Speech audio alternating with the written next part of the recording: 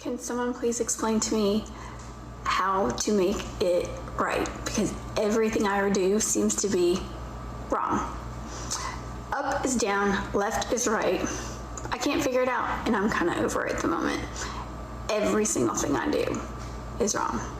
And when I try to do the opposite, it's still wrong.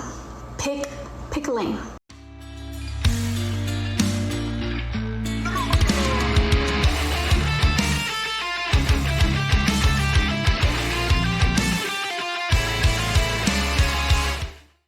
Gentlemen, welcome back to another episode in which we'll discuss the epidemic of single mothers and the reasons why men don't want to pick up the pieces of these broken lives.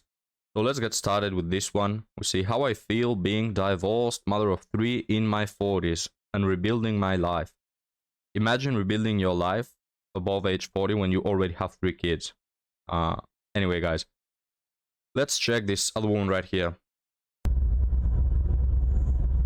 And while I'm getting ready for surgery and everything, it dawned on me. And I don't have a husband to take care of me. I don't have a husband to help me get ready. I'm 46 years old and I still need my mama to take care of me post-op. I still need my sister, which whether I had a husband or not, they would be there. It sucks. Being single at 46 sucks. Gentlemen, don't get confused. She is not sorry for the choices she's made. She regrets the consequences. It's like a thief who doesn't regret stealing, but rather regrets getting caught. You know, that's the problem. So again, this woman, it's not like she's been locked in a tower, you know, and she couldn't see any other man, and she's like, oh no, I just didn't have a chance to have a family, have a husband. No, you had your chances. You met Prince Charming quite a few times. You just didn't care. You met many guys. You just didn't care for them, right? You kept them in the friend zone. You played them. You left them, you ghosted them, and now that the consequence of your own actions come knocking on the door, now suddenly we have a problem. 5 things I'll never do again as a divorced single mom. Number 1, I will never have a child with a man who I've known for less than 3 years, preferably 5, unless you're getting close to like 35, 40 and you're worried about like your eggs. Number 2, I will never be with a man whose family does not respect me and treat me like one of their own. If they don't, he's got to cut them off with me, because I will not be put in a situation with people who do not respect me as a mother and a human being. Number 3, if a man has ever had a protection order or a temporary restraining order put against him, there's a reason for that. Judges don't just do it because baby mama says, oh, he's mean to me. Like, there's always a reason. So No, that's literally what happens. That's how it works. When a person makes a restraining order, the other person is immediately banned from reaching that person. That's how it works. Because if someone calls the police and says, I want a restraining order because this person wants to kill me, they don't have time to make a research and investigate and look at how things are. No, they don't have time, because if what she's saying is true, supposedly, she could be a victim of unaliving, you know, so there's no time, you know, right? I mean, that's how it works, literally. You got this wrong, madam. Never ever date a man who has any kind of history like that with an ex. Number 4, I will never depend on a man financially ever again. It doesn't matter if when you first meet him, he seems like this really hard worker and he's like pursuing his job and his career and everything. If you depend on him financially and then he decides that he'd rather play video games in the attic and drink all the time, you're left destitute. You're left at the grocery store getting your card denied trying to buy diapers. So don't ever depend on a man financially. Number 5, never get married before the age of 25. You don't know anything about yourself. He doesn't know anything about himself. You can be with someone before then, but you should not be married until after 25. Maybe even later for men, but for women, age of 25, I think is when you really start to become who you are as an adult. Alright, gentlemen, so this woman, let's pick up everything that she said. She got married before the age of 25. to a guy who later on spent all his money on video games and drinking. That ex-husband also had a restraining order with his ex for some reason. Number 4, her ex-husband's family didn't respect her. And number 5, she had kids with him before knowing him for, what was it, a couple of years, right? That's a recipe for disaster. I mean, who can you blame for this situation that you are into? It's not your ex-husband. Was he an a-hole? Probably. But you're the one that got into that situation. Many a-holes around the world. If you pick them, it's not on them. It's on you for making the wrong decisions. And this is the common denominator between most single mothers. It's their doing, you know what I mean? They put themselves in that situation. They got with a dude that they knew for 4 months. And because he's Chad, they just, you know, the butterflies were strong. And they wanted to pull it off. Instead of going the good route, which is, you know, getting to know someone, spending time with him, you know, meeting his family, etc., the traditional way. No, we are in the times where we hook up with Chad, we either get pregnant or we either try to pull it off as a marriage and it doesn't work. And then, oh, where are all the good men gone?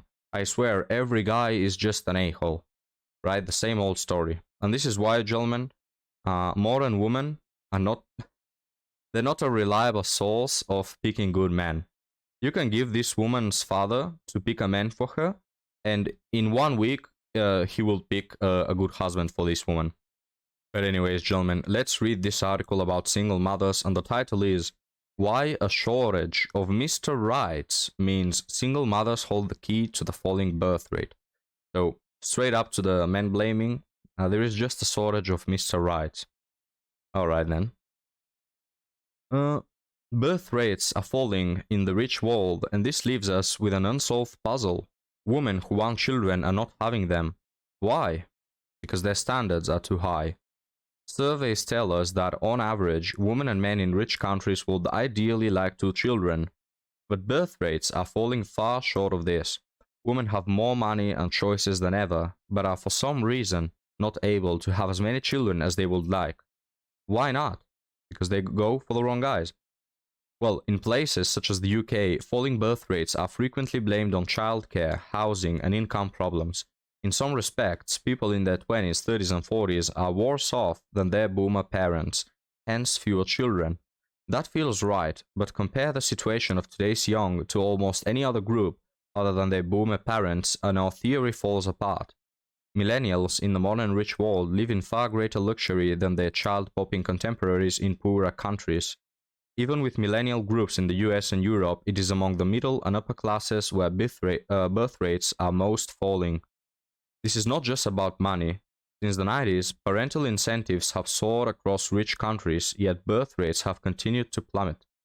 Last week's plea from a Chinese health official for leaders to make bold innovations to boost the birth rate after financial incentives failed to work fit a global pattern.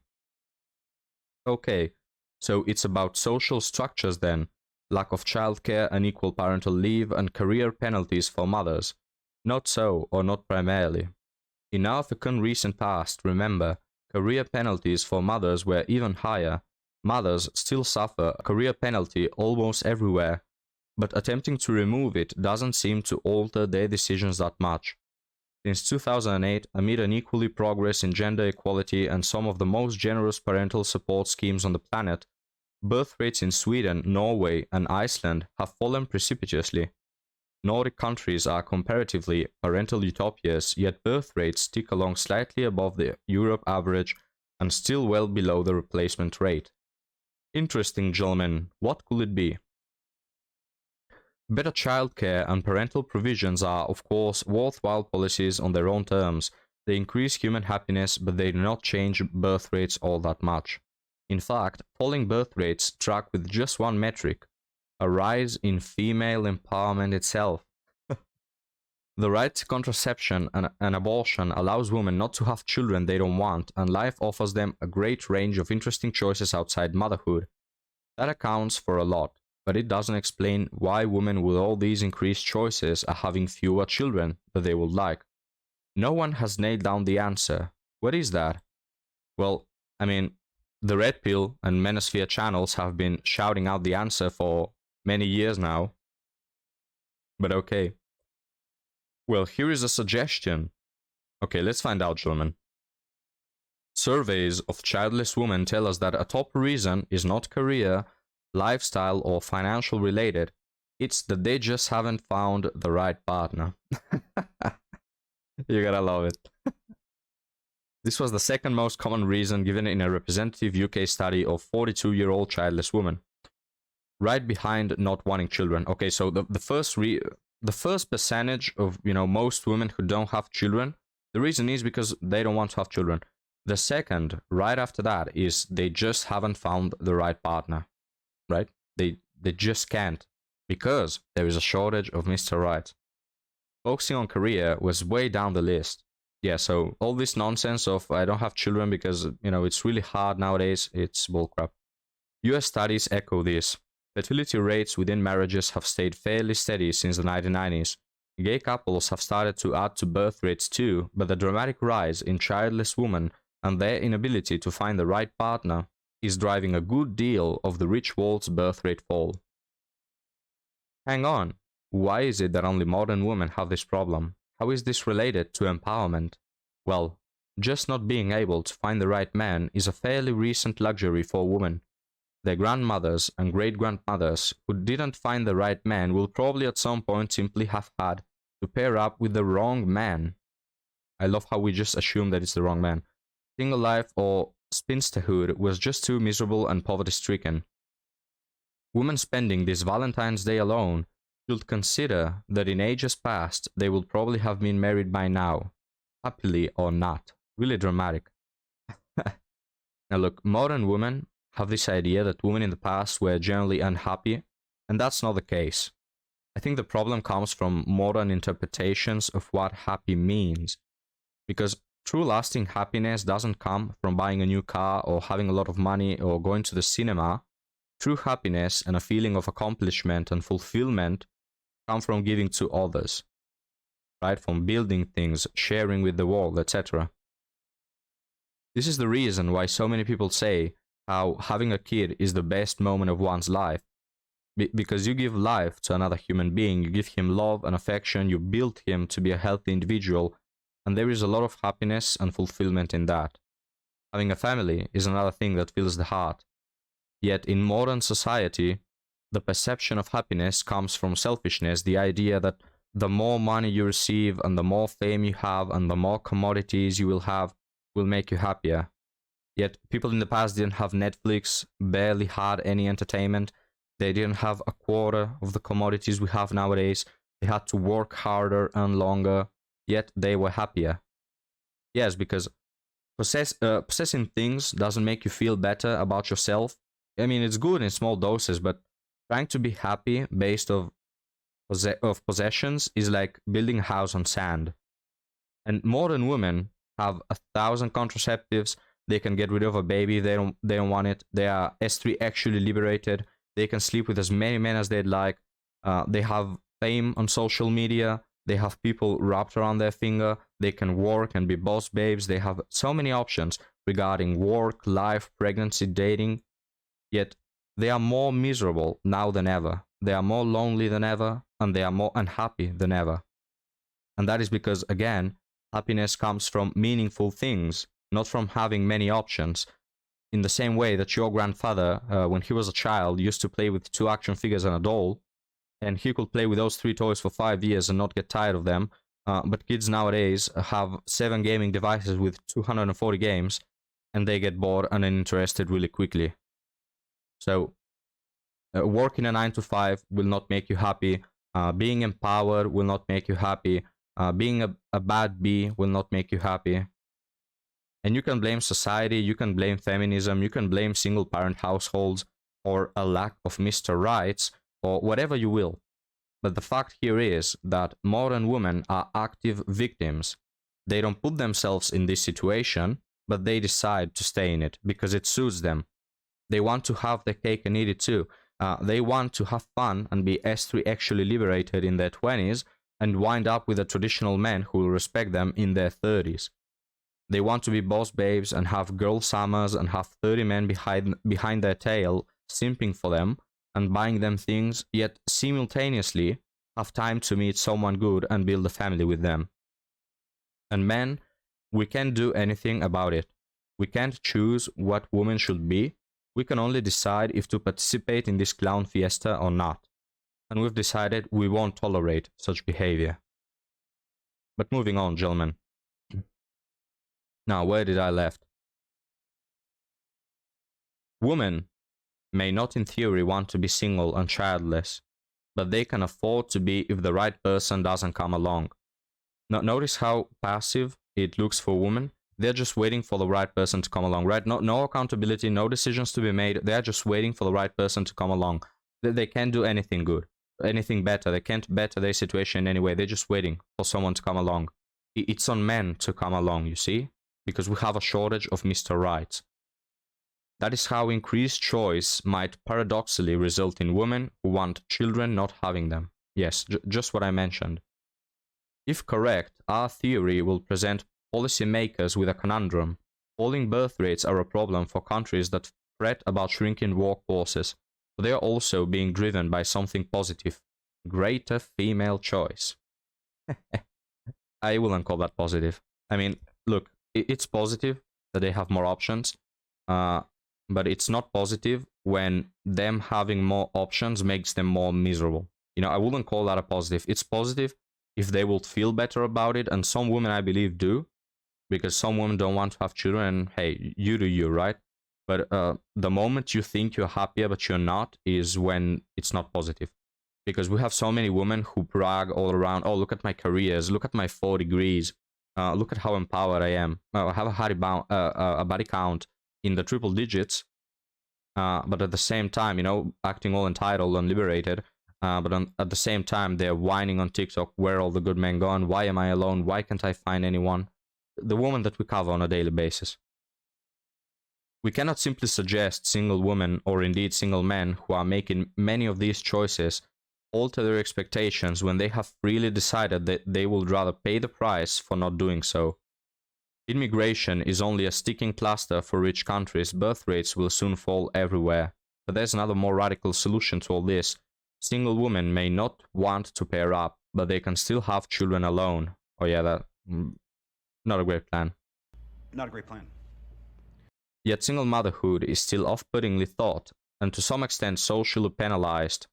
In China, single mothers have only just got the same rights as married ones.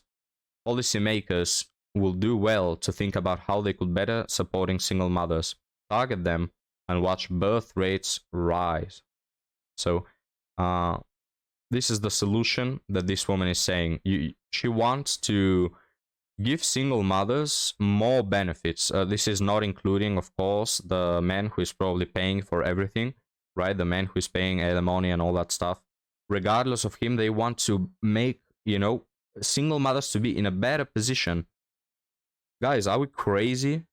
The reason for the birth rates to be so low and for the divorce rates for women to be so high is because the government is literally giving them a full package of benefits for getting a divorce. It's a contract that women benefit of breaking. So why will the answer be to give them even more goods and benefits? So instead of women initiating 80% of divorces, we get that number to 100. Is that the motive you want? Or so single mothers and children growing without fathers increases drastically? Every time in society, in history, that you gave something as a benefit to someone, that group has benefited of it. So if you want to increase something in society, the best way to do it is to incentivize it, to reward that behavior. That is why we have penalties for breaking the law. That is why we have penalties for, I don't know, speeding too fast, you know? What's the logic in trying to somehow make the situation better by actually actively, rewarding people who do that? What we should do is penalize it in the same way that China does. Getting a divorce and being a single parent, let alone mother or father, single parent, it should be something that is, you know, that has worse benefits than being in a strong marriage. Because this way we could incentivize people to make the decision, look, I'm not up to the task to have a marriage, so I won't. Or if you get in a marriage, you have to be there and you have to put what it takes. This is what should happen. Because the reason, again, the reason for so many women filing for divorce is that they get a package of benefits. If they didn't have that, the numbers will be lower. So what we should do to stop so many children from going without a father to then in turn have their own bad, ruined families is penalizing that and making single mothers have less benefits or equal benefits than married women. But that's my thoughts, gentlemen. What do you think about this? Thank you for watching. Thank you if you made it till the end. I really enjoyed this article. So hit a like if you like this video. And I'll see you next time. Have a good one.